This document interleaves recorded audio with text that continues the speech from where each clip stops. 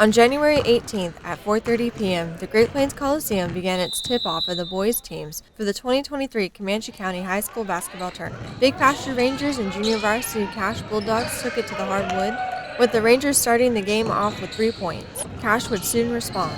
Bulldog number 12 Michael Coleman would put a point on the board after the Rangers fouled. Big Pasture dominated the first quarter with a score of 29-6. During the second quarter, Bulldog Jeremiah Booth would make a three-pointer and a point after another Rangers foul. The second would end 40 Big Pasture 14 Cash. Scores 2 points during the third quarter of the game and finished out strong during the fourth.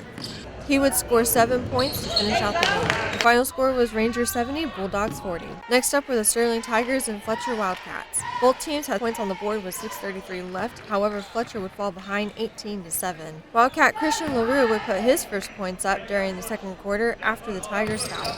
Fletcher would maintain an 11-point gap at the half, 33-22 Sterling. With only 7 points in the half, Fletcher would fall with the final score of 63-27. Walters Blue Devils and Chattanooga Warriors began their game with a 2-pointer from the Blue Devils about 30 seconds in. Warrior Owen McCoyne would sink 2 with 10 seconds left in the first quarter. Walters would only allow 7 points in the first quarter, while they scored 18. At 4:32 left in the third, Warrior Jalen LeGrand would score 2 points.